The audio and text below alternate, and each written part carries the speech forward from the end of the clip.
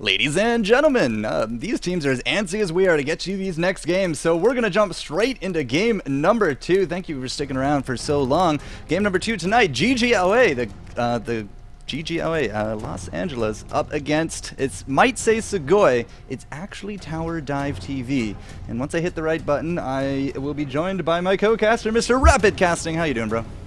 Dude, I'm so good. Epic game to start things out. It's Curse Academy taking down New World Eclipse. Here in game number 2, it's Gold Gaming Los Angeles going up against the former roster of the Sugoi boys, now on Tower Dive TV. So I definitely want to make sure to give them a little bit of recognition. That's why they do still have their old Sugoi tags. I do want to point out young Anjo, the Hokage, down there in support. You might have seen I am Anjo on a few different rosters. He's definitely had his fair share of professional play, but so have the rest of the team. It's going to be Glorified Geek, Jungi, who popular as ever, and Pekingese kind of rounding out their lineup. But going up against the Gold Gaming Los Angeles roster, I gotta say these guys may be a little bit more household names. Ulam, Bunny Fufu, Wapa Chang Meng, and Umashi, their leader. Rounding out things will be easy. Gonna pick up their number 1 choice here, which is going to be an Elise. And I gotta say, after some Elise play I've been seeing recently, one of the very top picks, solo queue tournament, it doesn't matter. Amazingly strong champion, and a good one to pick up right off the bat. Man, some of those names are going to be a little bit of a mouthful, but Bunny Fufu, I like the style. I like the style. Now, right-hand side, purple team. It's the team Tower Dive TV, but they all come in from basically the same old clan, the Sugoi. And if you actually recognize Glorified, I'll give you props because we used to cast Glorified quite a bit in the Alienware. The Alienware arenas back when they actually ran. So it's actually really interesting to see him go from his, platinum team all the way through up to challenger. So Anjo-chan, as you said, Jungi there as well. Some of these names that if you do pay attention, you will see them now starting to get up into these higher tiers. Who knows? We got another split coming up in August. We could see some new names there in the LCS. But today, with these bans, who do we got, Mr. Rapid?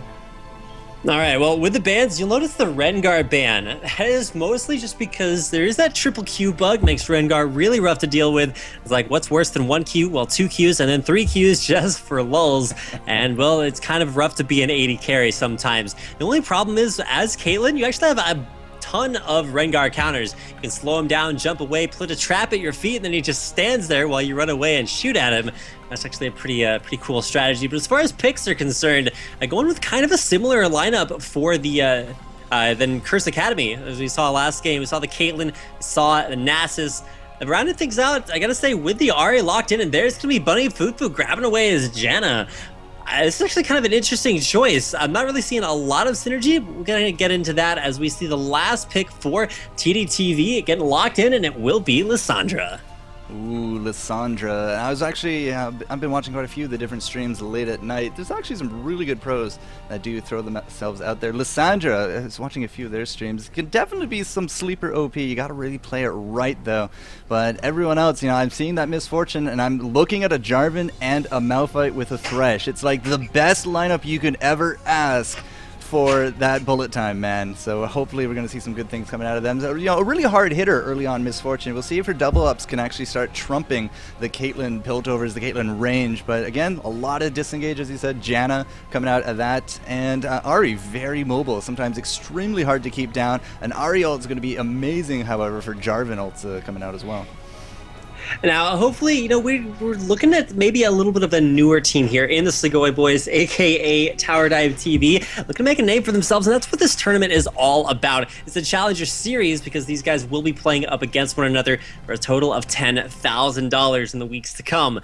So it's going to be kind of nice to get an idea for not only their individual players, but for the teams as a whole. Maybe develop a few favorites. I know I'm going to enjoy saying Bunny Fufu a lot. Interestingly enough, he actually has the number 1 and 2 spots in his Diamond division for both of his accounts, so he's definitely way up there as far as Diamond/Challenger prospects, as well as the rest of the team all up there in Diamond 1. And Wapa Chang in the jungle is known to play his own fair share of Jarvan, but in the absence of that, as it did get taken away by Glorified, the Nasus pick will basically be the only tank for the team, other than maybe a little tankiness coming out of Elise, and that could make their lineup a little squishy against the super hard engaged Malphite, Jarvan, bullet time on top of that. This is some crazy lockdown coming out of TDTV. Yeah, I'm looking at Wapa Chang right now. 3 gold per 10. Okay. Fair enough. Mastery is 921-0, but a little bit of extra gold per 10 never really hurt anybody when it comes to the jungle. Took a look at the Malphite, definitely a very defensive-oriented Malphite. Armor, magic resist, health, and then 921-0 in that top lane. So he's looking to just kind of outlast in there. Looking at easy now. 32 ability power, 15 magic resist, pen, and then some armor pen on top of things. So we get that extra last hit damage in for some of that laning phase. 2109, so again, very likely we see here mid, Runic Infinity. And of course, again, game number 2, we're going to see a mirror matchup for our junglers. Nasus jungle as well as that Jarvan jungle. Looking at it though, when it comes to the late game, like these big team fights, I just really do like the way Tower Dive TV has stacked up to get off some of these great bullet times. It's really going to be up to Gold Gaming Los Angeles here, ggLA, to try to just defeat that stack up. And I think that Janna's going to be a really vital instrument in trying to make these things work. Those monsoons better be on point, because that is going to be some of the only disengage ggLA have. If they get an advantage early on and prevent TDTV from getting as tanky as they need to be, then none of their engagements are going to work, and ggLA just poke down everything, take all the turrets, and that's going to be pretty cool. It's just going to not be pretty cool if they get super hard engaged on. Either way, I'm looking forward to those wombo combos, looking forward to this game coming up. It's going to be game 2 in day 1, week 1 here at the MCS Mobafire Challengers Series. I hope you guys are enjoying the show and continue to hang with us. All right, so we'll see you guys on the other side as we get this game rolling. Don't go anywhere. We'll be right back.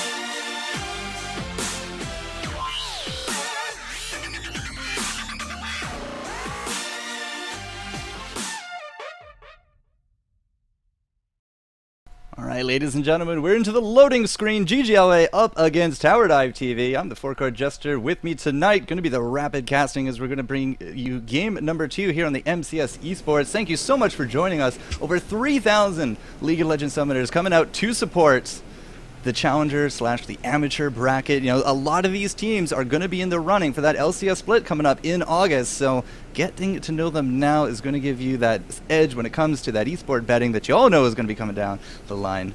And hopefully, we're going to see some fresh new faces, new strategies. It's working out extremely well right now in the LCS, and this is all brought to you by Mobafire Esports. Hit us up, mcsesports.com. You can find us out there, Twitter, Twitch, YouTube, and soon to be the Facebook. We're going to be putting up everything out there as well. I believe we're going to be releasing those replay packs out to you guys. So you want to do some pro analysis, you want to get your own content out there, that is something that Mobafire here wants to do. And if you do follow out all of these social medias, it's going to increase your chances at finding yourself some prizes, because we got $1,000 of Fatality and Razor gear to give away during the next few weeks.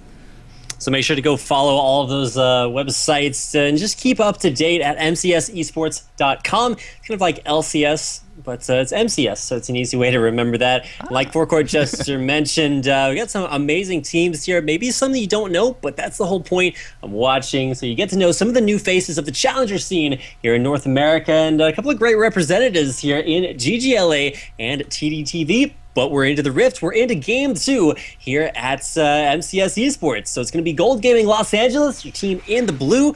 It's going to be Easy, Umashi, Wapa Chang, Meng, Bunny, Fufu, and Ulam going up against TDTV, your team in the red. So off the bat, we're seeing actually 2 crystalline flasks come out here from ggLA. Only the one there for Malphite. So Malphite with the flasks, with the potions, no ward, interestingly enough. Curious to see if we can actually make use of some early aggression from ggLA on that front. But no ward for that top lane. We do have the ward there for Elise. At this point, not entirely too sure about the stats of a lane swap, but we do got a ward already there in that early river brush. So we do have some idea of where ggLA is, and that is going to prompt this red invade. All right, so if you look at this very aggressive play, it's mostly just for that ward. They're going to back off and stay here just waiting for a minute. They do have all 5 members, but the smart idea here for the guys from ggLA is to know, hey, they've warded our jungle. They're looking for this invade. Do we back out? Wow, so here I am looking at their visions like, did they see Elise? I didn't think they saw Elise, but as soon as Elise moved away, ping, going down. So somehow we got spider senses going out on top of the spider. And, with that vision, sure, we're going to be able to track out a lot of the early game movement of this Nasus.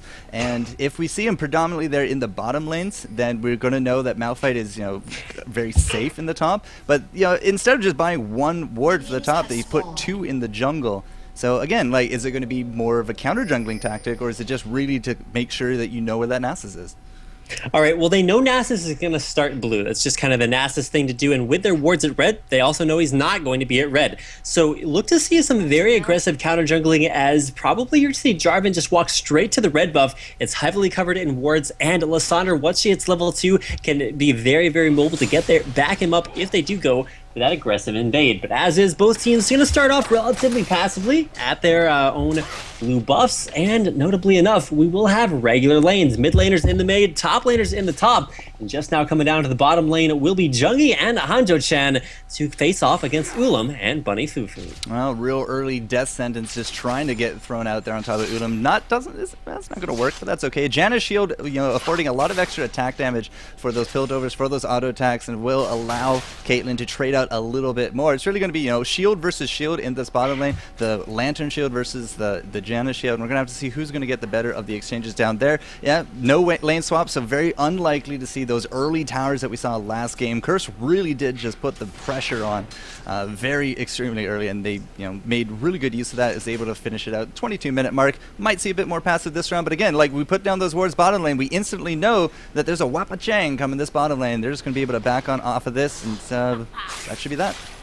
But the great thing about Nasus is that his Spirit Fire lets him clear waves incredibly fast. You'll notice that he has a red buff, and that is actually going to be coming out from that's bottom half of the jungle. Not stolen away. Wappa Chang pushing things underneath the turret. The answer is, can Jungi and Hanjo-chan push this away? Because there are 2.5 waves of minions here. There's a Kennen minion down there, and a Wither on a Jungi means you really can't do anything. This could be a very early turret here for ggLA. It's definitely going to be chunked down quite a bit, almost reaching a half status. Here comes Jarvan as well. That's going to be the flay. Maybe it was a little bit too preemptive, but the death sentence lands on top of Ulam. That's going to be the combo as well. That's going to be the barrier, the net going out as well. It's just a real quick level 2 net, and it looks like he will be okay for now, but Bunny Fufu, maybe not. That's going to be the flash forward there from Glorified. Does not quite land the Q for the kill, and that was a summoner heal. Bunny Fufu did not lie to my eyes. That was the summoner heal procced. So, big aggression, big counter aggression. They will save out the tower for another day. We'll have to see what Tower Dive TV wants to do from here.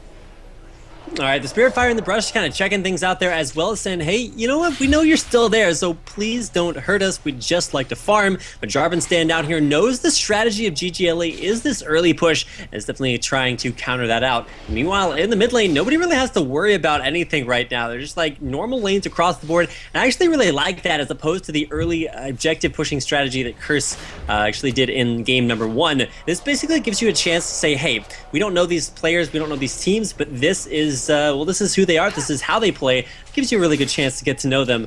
Not a lot of action going on right now, as both teams just kind of, go ahead, lane out, but in the top lane, ignites and flashes being blown. Yeah, looking at some really low hit point top laners at this point. Geek Desu, however, if he can get his passive back up, he might be able to make a good run at the spider, but it does look like Umashi's just going to back off on out of this one. Level 5 now achieved here for Easy in the mid, so we're not going to see any level 6 shenanigans, but this could be interesting. We did see that Jarvan went back through lane. We went back to the town, but we do have these wards here, so I was curious to see if we're going to see some immediate aggression. We kind of did, but we didn't see any kind of big commits to getting some of these kills, but now Jarvan is basically just being forced right back down here, because that is a massive creep wave. All right, in the bottom lane, you got turret down to about 450 HP. And they're just going to try to tank things up, but Jarvan coming back down there as Caitlyn taken down below or around half HP. Needs to back out. This is some pretty ballsy pushing here by ggLA. I like the strategy. It's almost cracked that bottom turret, even though there have been 3 members for TDTV. Yeah, it's been a permanent tri-lane, essentially. As soon as those buffs went down in the jungle, both junglers have had their attentions forced here. We did get out a pink ward. That's going to be a jump there on top of Ulim. All he has is that net. Does not matter. The Flay auto attack is going to be enough for Andro-chan, and he's not done. That's the death sentence, landing some damage here on top of Wapachang. We don't have those reds or those blues, and the passive movement speed coming out from Janna will be enough to just get Wapachang there out. And the middle lane, though, easy going in on a peek, and he misses the charm, and the ice path backwards will get Lissandra out alive. But holy cow, the adventure of mid lane has been won by Easy. He's going to back out alive and with the majority of his HP. And it was really just reactionary. It's Easy pressing the go button first, and Lissandra reacting correctly to live, but does give lane control back over to Ahri. Yeah, but the Glorified's going to be there to just kind of pick up some of these last hits, hopefully freeze it out a little bit so that when Lissandra does come back, she'll have some nice easy farm to pick up. In the mid, 52 to 45 in terms of the creeps. 7 minutes in. They have been, left pretty much to their own devices at this point, so not really missing a beat when it comes to that farming. Top lane, Umashi still going real hard here on top of ggDesu, but he does come back to lane with that null magic mantle. He forsook the boots at this point, and yeah, with no surprise, bottom lane turret does drop at the tip of the hat because a lot of damage has been going down. Umashi, however, is still being real aggressive on this Malphite. I just don't want it to come back and bite him, so to speak. Something interesting to notice, as was pointed out, is that Glorified started with the Doran's Blade for his jungle. We're starting to see that a little bit more, once again popularized by Diamond Prox in the jungle, kind of the innovator consummate though he may be. Glorified going for a blue steal here. He's got it down there, smites it away, and will take out the last little minion, so he gets the respawn timer, and a very disappointed Wapachang comes up in there and reveals that the buff is no longer there. Glorified up in the top lane, though, looking for a gank. Oh, that was the unstoppable force. It didn't hit Elise, and that's going to be the repel, looking for that escape route, but the Plague and Drake is going to be there. Glorified with the help of Geek. They should be able to clean this up, but we don't have any mana at all from Geek, so there's not going to be any slows coming out. I'm not too sure it's going to matter. There's the Q. That's going to be the flash. Geek with the auto attack will be able to take home the kill. So again, it's just coming back to bite them a little bit. Wapachang's going to find peeking easy here. That Lissandra, that's going to be the charm that's not going to land, however, but the ultimate is there just to keep him in range. Wapachang with the Q. They're going under the tower. What a great bait, Pete. That's going to be Lissandra picking up the counter kill, and this just has not worked for Gold Gaming yet. Are you for real right now? That dive was somewhat misexecuted, I feel.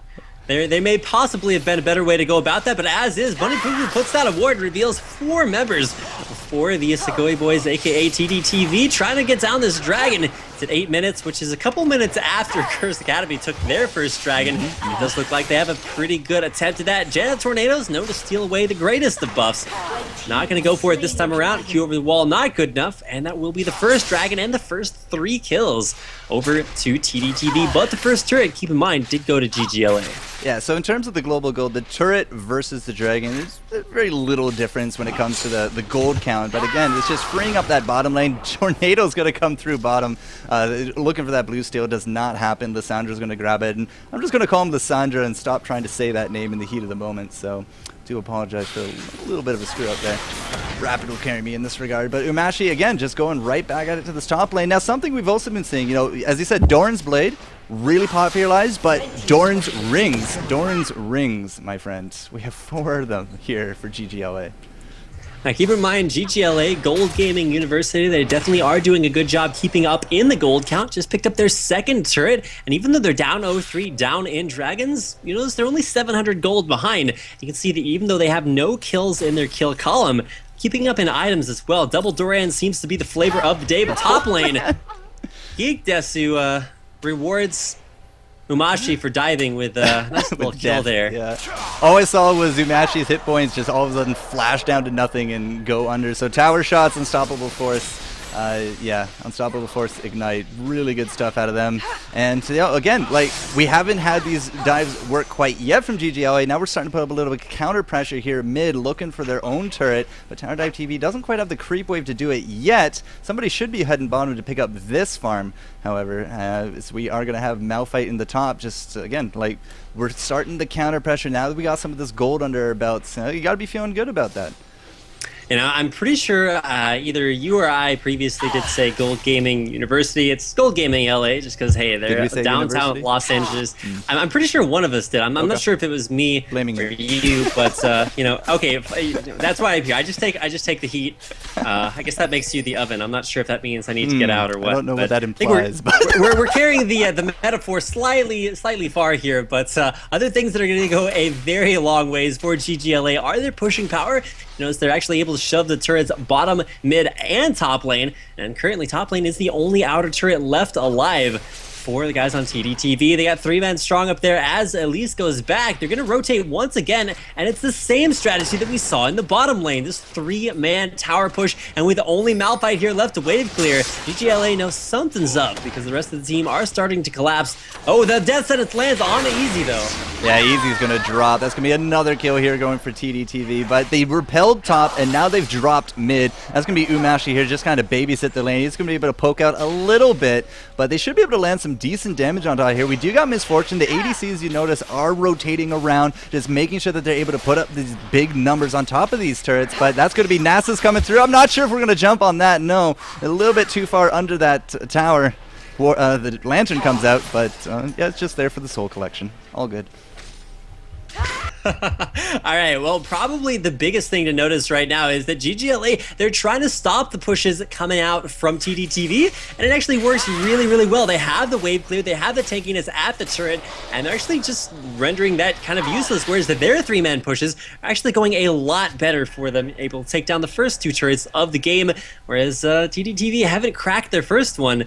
Able to kind of just play their lane advantages while they had them, even though they are down on kills 0-5 right now. They're keeping things up in gold and ahead 2 turrets. Now, I was curious to see if we're going to see Lissandra just kind of do some cheeky ice pathing, but yeah, she is actually going to go in here. Glorified came in from the other end. There's the setup for that bullet time. Full damage on top of Wappa Chang, and he's going to be kissing the asphalt at this point, so he's down. Again, we still got the ADC and Janna up here, Ulum and Bunny Fufu, so if they're not going to be rotating down here, it's going to be up to Umashi to save this turret, but 1 on 4, not really good chances for him, and he's going to grab it. All right, well, that will be the first turret for TDTV going down. They put a ton of pressure there, and it took them a very long time, but finally rewarded with that. In the mid lane, though, Easy going in, but 4 members of TDTV may not be necessarily the greatest place to display your aggression right now. Yeah, that was a good charm on top of Sugoi, but unfortunately, you know, again, like 4 on 2, you don't really want to skirt up because so far it is 0 kills for ggLA. If they go, you know, they just keep feeding into the meat grinder like this, yeah, the game's going to get extremely hard for them, so they do not engage on that. Now, I thought we actually saw the ultimate, the Spirit Rush come out from Easy. Unfortunately, just didn't, so yeah, good that we actually were able to save it. I was curious to see if that was going to get wasted out, but it was not. So at this point, it's really just up to farming. It's only 2.7 thousand gold. It's, you know, still a lot closer than we saw in game number 1, and we are going to get a blue there for Easy. You know, he did have it stolen out that second attempt by Jarvan. All right, yeah, Jarvan taking that away. Now the 6th kill coming in for TDTV. They're picking up the kills, and this is actually really, really good for them because with kills come tanky items, and their team is all about diving. The wombo combos, like the sheer ideas of those happening in my brain are just a little bit rough to deal with right now. Like, I don't even know what that's going to look like. You're going to have Lissandra locking people up with the Frozen Tomb. You're going to have Jarvan ultimates, the box, on top of a huge ultimate bullet time coming out from Jungie. It's all just going to be layered nicely with the icing on the cake being the unstoppable force from Geek Desu, and they're all starting to get the items that they need. 0 deaths so far, so even though you see some objectives taken by ggLA, they still have yet to take probably the most important objective of all, and that is actually killing someone. Oh, I thought it was my heart, but that's okay. Yeah, you know, if they can get a kill, it would just be, you can't say that they got shut out, so to speak, borrowing terms there from hockey. Nice charm landing out there from Easy, but it's just really to see what's going on. We did have some warding going on down here at the Dragon. We did actually get it counter warded out, and it is alive, so we're probably going to see something of a dance. Umashi up here with Geek or Umashi, both of them don't have teleport, and you can see the bait just waiting here from Tower Dive TV. They're like, all right, this Dragon's going to come out. They're clearly going to come for it. They need the gold. They need to get back into this game. Let's ambush them. But ggLA, they don't take the bait. All right, well, going into the middle lane, you see TDTV able to stop the pushing. Look at the ward coverage right now, Jester. Yep. It's just absolutely immense. Around the middle lane, you can see 1, 2, 3, 4, like 5 wards apiece, and that's just around the middle lane. Wards around Dragon, though, pinked out, and TDTV will have the advantage here, going for their second Dragon of the game. And even though turrets were able to equalize the gold early on for Gold Gaming LA, it's starting to run away from them. Now down 3,000 gold. Looking to make a play top lane is ggLA going in the unstoppable force onto Amashi. It's going to be enough. That ignite, you can't repel that, my spider friend. And ggLA, you know, he does have that haunting guy, so a little bit of extra hit points in the chalice, so a little bit extra magic resist. It is working out extremely well here for Umashi, but come on, we're looking for a kill. ggLA going 2-on-1 up against Easy, as well as the Bunny Fufu, trying to do some bush dancing for that line of sight breakage. But finally, a kill now going to be up on the board for ggLA, and a pause timer has come out. Apparently someone has bug splatted. All right, well, bug splats being as attractive as they are, I actually have a few of, never mind, we're not going to go there. First kill of the game, though, picked up for Gold Gaming Los Angeles, taking down ggLA. You know, it only took 3 or 4 people up there in the top lane to pick up the first kill, but you know, gods can bleed, and that's exactly what ggLA has just learned. Ulam and Wapachang there defending the middle turret. I mean, it's going to be a rough defense after giving away 7 kills in the early phases of the game, but even still, you can see that the gold count is pretty darn even. We saw a lot of double Dorans, 6 Dorans items to start things off for ggLA. Won that early game power, and that's actually what's kept them in the game so far. The only difference is you're starting to see items like Bloodthirsters, like Spirits of the Ancient Golem completed, and all in all, it's going to be really, really rough to deal with. Malphite going double AP penetration, or double magic penetration items. He's going to be dealing a lot of damage when they go for those dives. He's taken out right now, but as soon as Sugoi, aka TDTV, group up, that's going to be some crazy dives. Damn, pause, stay tuned. Somebody is reconnecting. Not entirely too sure what's going on, but yeah, I've converted this into a pause screen for now, so that, you know, we don't have any complaints about people sniping the mini mini map or anything like that. Not entirely too sure who's having the connection issues. I don't think it was Elise, but you know, c'est la vie. But you're right, you got those double penetrations on top of Malphite with the haunting guys, as well as the sorcerer shoes. But you know, at this point, 7-1, it's still, you know, a very overwhelming mentality game coming out from Tower Dive TV, because we've had so many dives that just have not worked out for Gold Gaming Los Angeles, and they've, you know, really kind of fed the Grim Reaper in this regard. 7 kills, and that's led us into, you know, 3,000 gold difference. A few towers, a few dragons have been taken, but in terms of the last hits, you know, like, who's really the king of the last hits?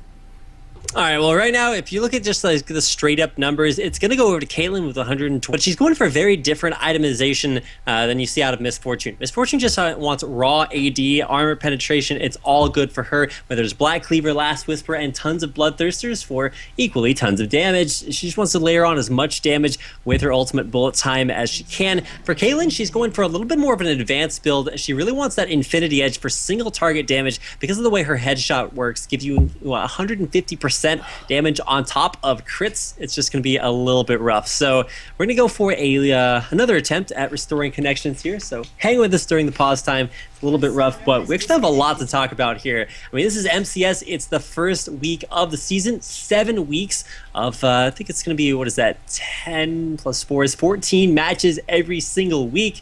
It's going to be a lot of games coming out. I hope you guys have enjoyed the very first of our performances. If you guys have any feedback, don't hesitate, drop by our Reddit thread or stop by MCS Esports and let us know what you think about today's broadcast. We're always looking to improve and do want to make this the very best broadcast we possibly can, and hopefully that will involve playing games after these guys actually reconnect. My hair is a bird. Your argument is invalid. I remember that Reddit, man. Funny times.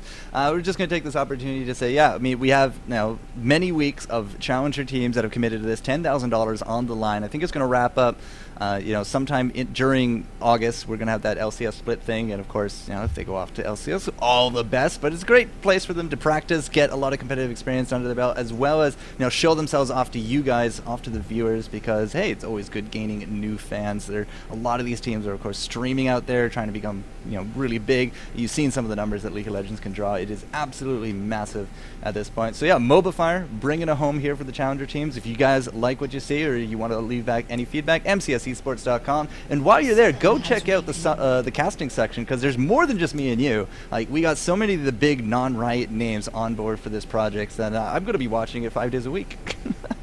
All right, yeah, it's going to be around for a long time. Definitely some big names here, players, teams, and casters alike. So make sure to go hit up mcsesports.com. Check out all of the people involved in this pretty large effort. It's probably the biggest challenger tier team tournament out there, with one notable exception. I think they have EPS coming up next week. But some big names here in this tournament, and something to watch out for, because we're going to see some of these lesser-known teams start to power up in the early stages of the tournament. And I got to say, when you're looking for the later stages, some of these teams definitely could bring out some pretty big surprises. We have teams like FXO, like Curse Academy, like Complexity, great big names, and you expect them to do well. But the thing that's really going to interest me is which one of these up-and-coming challenger teams can really prove themselves in this tournament over the weeks to come, because this is a great opportunity to do it. There's $10,000 on the line, and the top 8 teams will make it to the playoffs. That's what we're playing through these first 7 weeks of group stages, so we can get those playoff brackets. So we're going to go ahead and wait a little longer for these guys to go ahead and reconnect.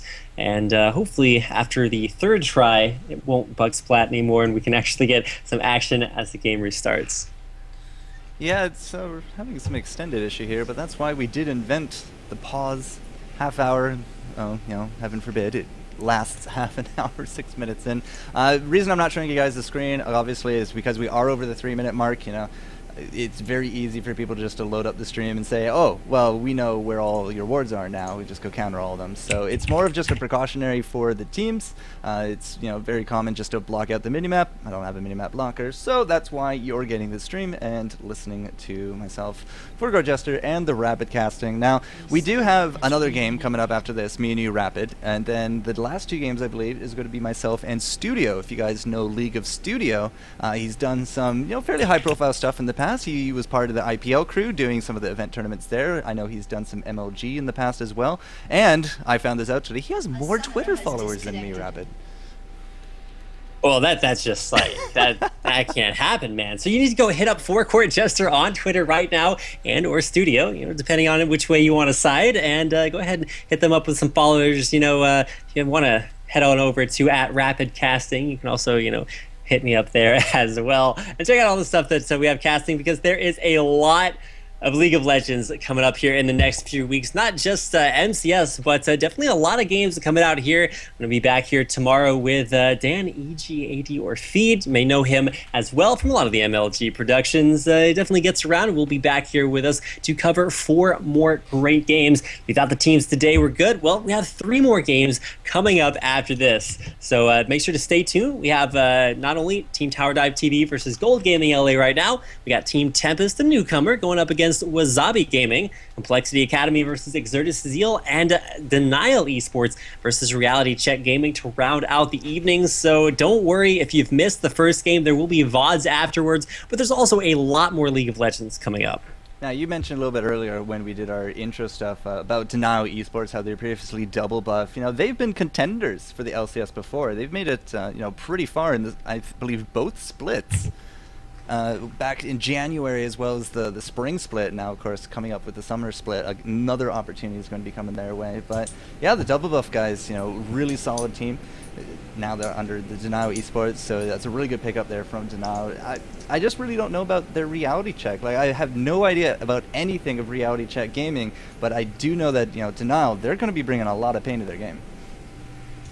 Yeah, pretty much Denial, I would say one of the favorites actually from the previous split. And most of these teams, keep in mind, have been part of trying to qualify for LCS at one time or another. In fact, we actually saw one version of the TDTV team try that very same thing. ggLA, they're definitely going to be around for that when it comes up for the next split. So definitely want to keep an eye on these guys. And this is your very first chance to watch a lot of these teams play in this competitive challenger tier environment. So the next time around, when it comes to the split, you're going to be like, oh yeah, I saw those teams play in MCS, and I know a little bit more about them because, hey, it's great to have superstars on all the LCS teams, but there's a lot more superstars out there, whether it's just high-tier challenger level players or these teams that you may not know before. They're going to get a really great opportunity to go ahead and we'll check out this time around. So hopefully we're trying to get technical issues involved here and getting everybody back to where they need to be. As far as the game is concerned, we're just waiting on, I believe it was Easy to go ahead and reconnect. So apologies for a little bit of the delay. He's trying to get, I don't know, maybe he needs to get one of those bug lights out because they keep splatting everywhere and he needs to make those relocate slightly. Tower Dive TV's plugging themselves in chat, but I, of course, have it hidden, so I don't have the heart to tell them. Somewhat unfortunate, but we'll go ahead and you know, there are good reasons for these things. You never know what you may be getting yourself into, so we'll see what we can do when the need arises. Yeah, I mean, pauses happen. It's unfortunate.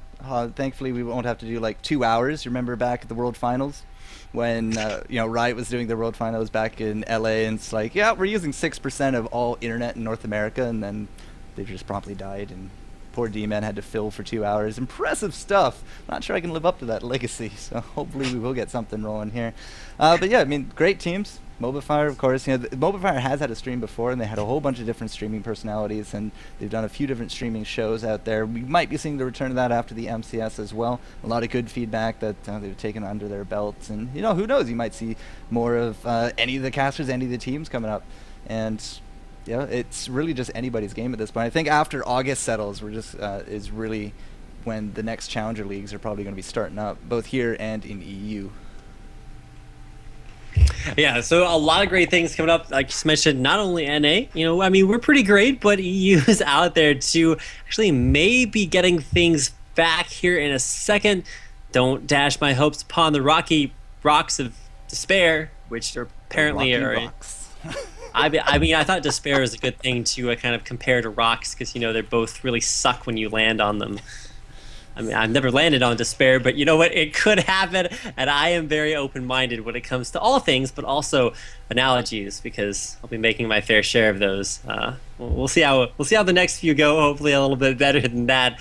I really want to like talk like in-depth analysis about this game, but I'm pretty sure we've covered just about everything. I could literally read off most of these numbers, but I am unfortunately not a master at filibustering. If I were, I'd be in the House of Congress. I was actually asking about, you know, Gold Gaming LA here, and Umashi, apparently, you know, he's really put together this team of his own discretion, of his own accord. He's the team captain, and he crunches numbers like a maniac. So it's funny, like, you know, we could just list all of these off, but, you know, he's probably just recording them all mentally as he's going. It's like, all right, so I'm going to get this to counter this, and you should go here to counter that. And it, well, so far hasn't worked, but, you know, put our faith there in Umashi. Maybe they can get a few more kills and bring this back.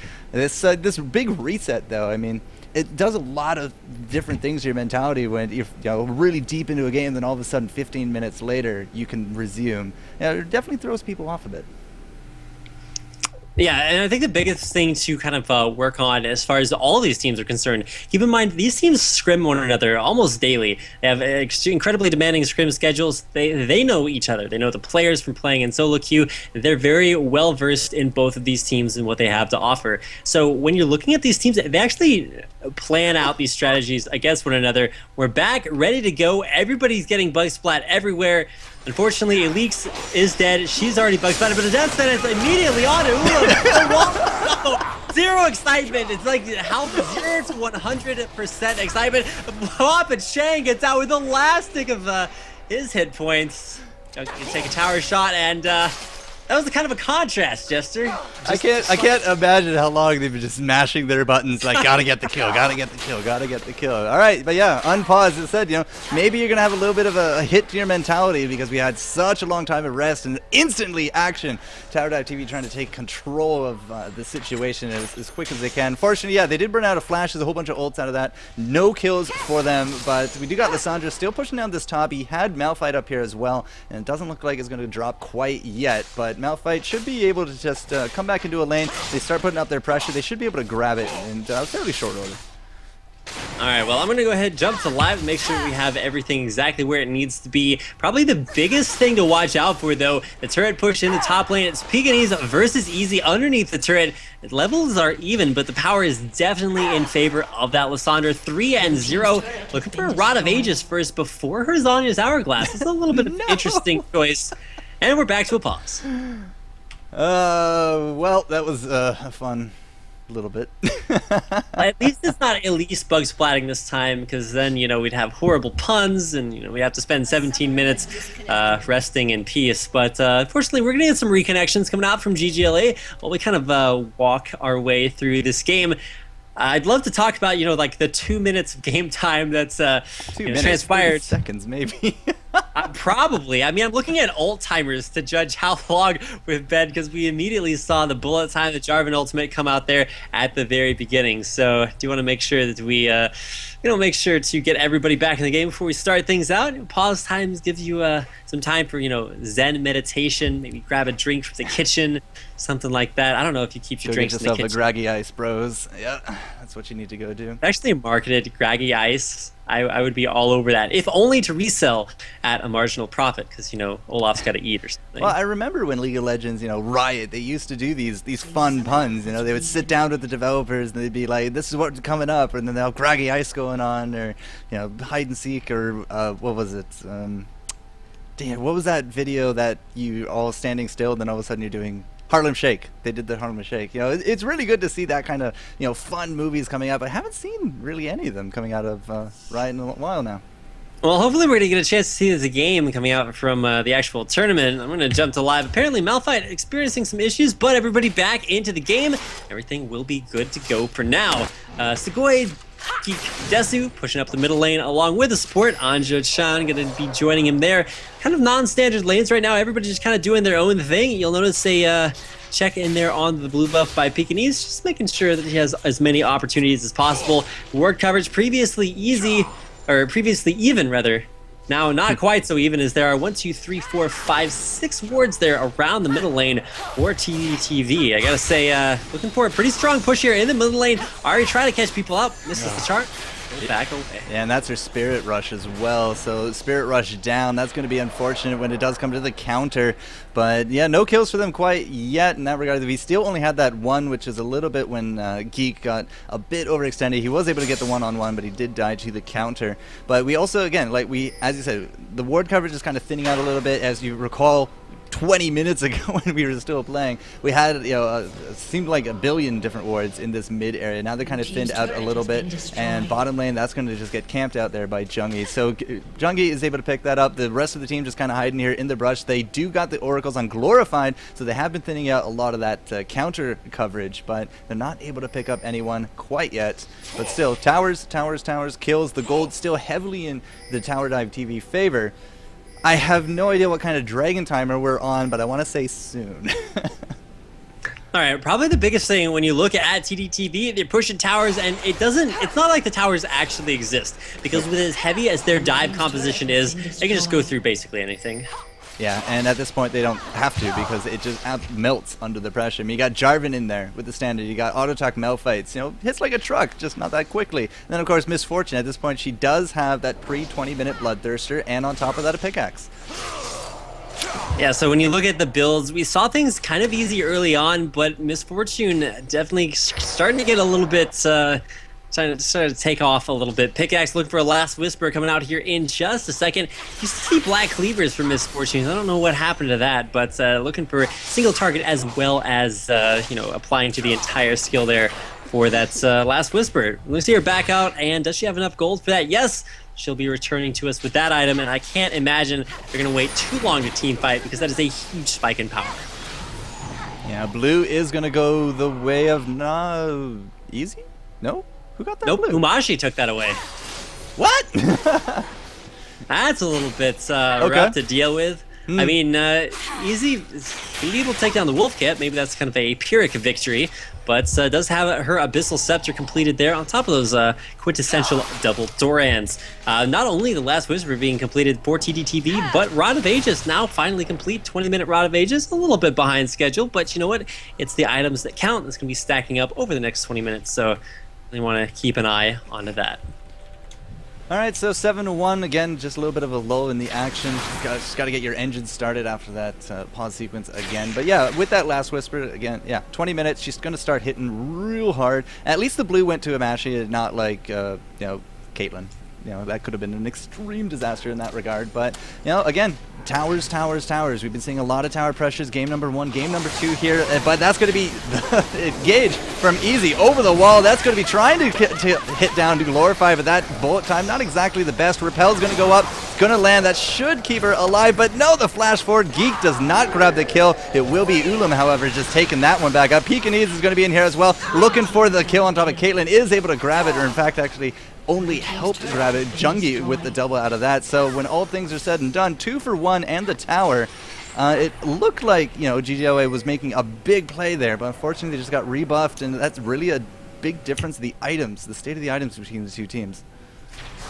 Oh my goodness, yeah, it's like a team of Mac Noons. It's how hard can you dive? It's like, is there a turret there? Yes. What's the objective? Not the turret. It's to kill everyone by diving through it, and off the back of that, not only taking down the turret, but also a dragon as well. And while the game started out at 2-0 as far as turrets are concerned in favor of ggLA, the next 5 turrets have gone to TDTV. They have the power behind their pressure, and I gotta say, looking for this next push coming out from TDTV, ggLA are gonna have a rough time stopping that. Their only hope is to catch them out, maybe get a nice pick, mitigate this ward coverage, because they do have an Oracle's Elixir on a Bunny Fufu, so that may actually allow them a better position as TDTV returns from their base. We'll just have to see if they can make anything of it. Well, at this point, I mean, the Oracle's great idea, just clear out a lot of those wards. Unfortunately, a lot of those wards have already expired now for Tower Dive TV. Earlier, we had, as you said, 6, 7, 8 different wards coming out, which would have been an immediate return on your Oracles as soon as you had it. But unfortunately, yeah, time has come and the time has passed. Now, the last fight that we did see, over the wall initiation coming out of Ahri, they put so much damage on top of Glorified. But Glorified, I mean, he's Jarvan. He's meant for damage. He has, the Spirit Stone, the Ancient Golem there, 500 health on top of things. He had the Ruby Crystal, he had the No Magic, so he's looking for the Aegis. He didn't have the Cloth Armor, but still, there's a point of this game where you don't focus the tanks. Unfortunately, a lot of the damage was received out there to Glorified, and that's why they couldn't really get those trades. I mean, they did trade out 2 for 1, but they lost the tower, they lost the dragon on top of it. So clearly, the gold swing, again, going in favor of Tower Dive. All right, well, we've seen a battle of wards, and in the game of wards, the support with the Oracles wins. Anjo-chan definitely winning that out. Somewhat of a miss there. Bunny Fufu walking over ward, not clearing it out. That means that TDTV, as they rotate towards the top lane, looking to take down that turret. If I say one more T word, my alliteration scores are going to go off the chart. But so are TDTV. They're going to run through the turret as the next wave. I'm not really sure there's a lot ggLA can do to stop them. Well, I mean, again, at this point in the last game, we had 2 Barons under the belt of Cursed Academy, so it's definitely a bit more tame in comparison this round, but still, 8,000 gold difference, and, this big tower pressure coming in. Now, the good news coming out for ggLA is that bottom lane, but Umashi's going to get hit an instant gibbed just under that damage. Unfortunately, that repel is going to keep him alive just long enough. Jungi, however, is able to pick that one up as Lissandra goes right past the enemy line, grabs the double kill there for Jungi, and that is not going to be the trade that we were looking for ggLA as they get aced 4-0. Man, Mobafire, the last Mang left alive there. Unfortunately, he does go down for a full 5-0 ace. The itemization strong, the pushing powerful, and everything going TDTV's wave as they push in for the first base turret of the game. I think they're going to actually try to double their odds and grab 2. The 3 of them there went mid. It looks like they are going to just change their mind. They're only going to focus on this top. If they can get this top, again, like we don't really have the longest of death timers, so we already, you know, most of the team is now back up, looking for Easy. Easy's now back up as well, so they are going to grab themselves this turret. But no, Umashi, he's going to go right in. Not the best of ideas, but it will allow Caitlyn with the ace to grab the back-end kill on top of Jarvan. I gotta say, this is the best play I've seen out of TDTV in a while. Going in there, perfect coordination. The way they started out the game, it was like, well, they couldn't really deal with the early lane pushing pressure from ggLA, but they have turned that around. They're just like, hey, why do we need to deal with that when we just play our game, do things our way? So this is winning games their way. I feel like that should be a new, I don't know, how-to YouTube series. Isn't there a song called My Way? Yeah, you could easily. You know what? I'm sure there are. There's also a well-known series of jungle guides. But you know what? For TDTV, they're just, it's easy to call them a dive composition, but they really do a lot more than that. The amount of pressure that they apply at the turret is enough to, well, have taken down 7 turrets in a row. So once they stopped losing turrets, they just started taking them, and every dragon since then, it's the same objective control that Curse Academy had. They just sort of started 2 turrets later, so kind of rate their success in that direction. So I was looking at Jungia, I was like, that's odd, he has a chain vest. And, you know, 26 minutes in, you usually don't see a chain vest on a Misfortune unless she's, like, extremely behind and just needs to live in some of these team fights. That last engage, plus the towers, plus all the global gold that Tower Dive TV has been hoarding, has been converted now into a Guardian Angel at the 26-minute mark. So now, just to add insult to injury, ggLA not only have to kill 5 team members of Tower Dive TV in order to just get their footing back, they have to kill 6. Yeah, the Guardian Angel kind of adding insult to injury. It's kind of the same story for Pekinese. He finally completed his Zhonya's Hourglass. That is 5 seconds of invulnerability, which, you know, may sound fair initially, but, you know, kind of changes after you look at it that way. Looking at that top lane pressure coming in, no base turret left alive in that lane. Now it's looking for damage on to the inhibitor. It's going to be Malphite taking things up there. It gets hit by the charm. The death sentence lands onto Amashi. Immediately a flash out. Yeah, Geek Desu, I mean, he's being really patient with that Unstoppable Force. I feel like that was just a situation set up for the bait, but hey, if you can get off that death sentence and just smash down to Umashi, hey, why not? But no ults, nothing there really being committed. They do grab the inhibitor. I think they're going straight for Baron after all this. And just to add on to your Zonia note, 5 seconds? Yeah. That's, you know, 2.5, 2.5 for those that can't do the math. That's why I brought up the tooltip. 5 seconds is a heck of a long time to stay alive. Yeah, when you look at Baron buff, it's not really going to stay alive very long. I'm not really sure that there's anything that ggLA could do to stop it. Kind of inevitable. And with an inhibitor down and Baron buff on to TDTV, next push into the base is going to be incredibly strong. 27 minutes in. Yeah, we are getting to that point where an ace could definitely spell the end of the game, especially when you do have that naked lane. So, you know, if we just push in bottom is probably going to be the place, at least, that I would push, simply because it's the farthest away from the top lane. You start pushing in bottom, you force all their attention down there, and then even the Baron aside, you start looking for those team fights. So if you get that team fight bottom lane, 5-on-5, they're ignoring the top, the super minions push in, you get that advantage. If they split off to go deal with those super minions, 4v5, you, again, Baron notwithstanding, you still win that fight, you get the turret. Either way, it's a win-win opportunity, and you know, we'll have to see if Tower Dive TV is going to go for that in the next few minutes, because we still have 3 minutes of Baron ready to go. All right, well, Baron buff probably not going to change the outcome of any of these team fights, but it is certainly going to make them a lot faster. TDTV pushing down the bottom lane. You got Thresh coming in, his Fortune through the jungle, all going to be making their way down there. Another pickaxe for Misfortune, so I don't know. I don't think we're stacking Last Whispers, but Infinity Edge is on the way, so we'll get a chance to see that. Immediately, a charm lands. Juggy getting taken down below half. Well, the good news is he has a Guardian Angel. The bad news is that happens again, it's going to cripple the team fight coming out from Tower Dive TV, because you need that ADC, you need that farm auto attack damage just so you can not only poke from range, but after you win the team fight, get down this inhibitor turret. So, you know, she was at half. I think she just proved herself with all that lifesteal, though. She's back up to full. So, yeah, maybe they can just waste all their mana. Doesn't matter.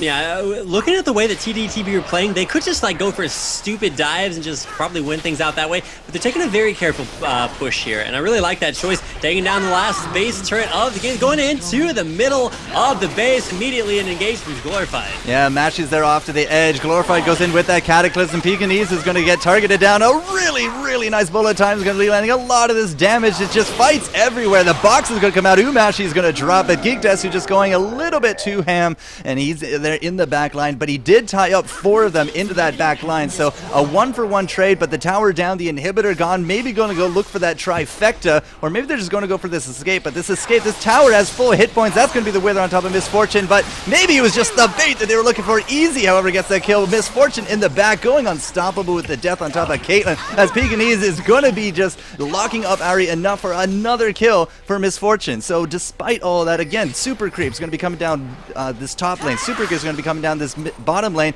Who cares about the mid? They're just going to go straight for the win. All right, well, it doesn't look like they're going to back out momentarily to take down the last turret, or are they? Looks like Jungi being beset there by Amashi could get knocked up as well. Umashi just not doing damage up against Jungi. Like, Jungi with the godlike gets the double, and that's going to be that tower down as well. Triple inhibitors coming out, so why not pad those stats? 20-5, 53,000 gold to 35 in a 30-minute game. Really well played coming out there from Tower Dive TV. The early aggression from Gold Gaming LA just could not work in their favor, and when you're down 6-0, it just kind of set up this game up extremely well for Tower Dive TV, and they take the win. 5-20 and 11-2 in turrets. Tower Dive TV will be your victors. So Curse Academy, let's do a little bit of a recap, taking down their opponents in New World Eclipse for game number 1. Here in game number 2, you just saw TDTV take down ggLA. But that's not